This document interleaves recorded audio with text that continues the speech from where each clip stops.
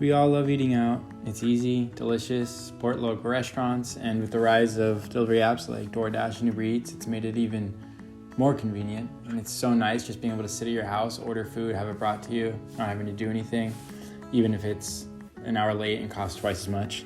Sadly, the downside to this, as everyone knows, is it does cost a lot. And even if you're conservative and you only buy one meal a day, let's say for your lunch, you'll probably average about $12 a meal.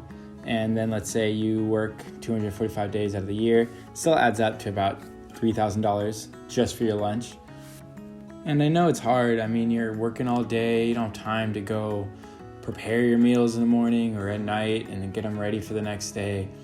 But trust me, it's completely worth it. Let's say instead of buying those lunches, you meal prep them. You can easily save 70% of that money and eat tastier, healthier meals. And meal prepping doesn't mean you're just eating chicken and broccoli and quote-unquote healthy meals. It's easy to make delicious meals, and they're gonna be healthier just by virtue of you cooking them yourself. Because the reason why restaurant meals taste so good to us and you think, oh, that tastes better than what I could have even cooked at home, is because restaurants don't question how much fat and butter they're putting into their meals. They just want it to taste as good as possible. And when you're cooking at home, you know what you like, and you're less likely to douse your food in fat. But restaurants obviously will, because that's what tastes good and that's what's gonna keep you coming back. So if you don't care about calories and you just wanna save money, then find some easy recipes and just start cooking and make sure you use adequate amounts of butter and salt to your taste, and you're gonna have just as delicious food. But if you're trying to diet or trying to be a little healthier, then meal prepping is really the only way to go, because you control what's in your food and you can decide exactly how many calories you're gonna consume.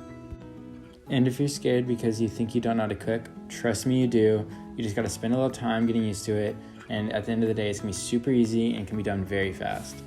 And eventually, after you get a routine down and you figure out what you like and what you don't like, you'll actually start to enjoy cooking if you don't already, because there's a pride that comes from preparing your own food and not just paying other people to cook and serve you. And I know it's normalized in our society to just pay a little money and have food given to us, but it's really not normal to just be given food. And we're past the point, obviously, of hunting and gathering, but there's something about just putting a little bit of effort into your meals that makes the food you eat way more enjoyable and rewarding. So find some time to cook. It saves money, health, and brings a level of satisfaction that just can't come from paying someone else to cook and serve you food and do all the work just so that you can sit there and eat it.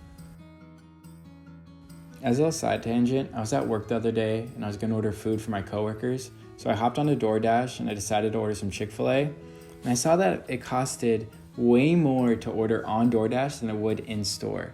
The prices on DoorDash were about 50% higher than the in-store prices, and nowhere was that mentioned.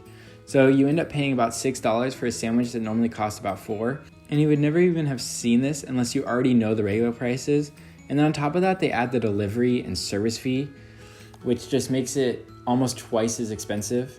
And anyway, I just thought that it was kind of like sliding those higher prices in seemed a little bit slimy, and they don't mention it anywhere. And then on top of that, they're also charging more money overall.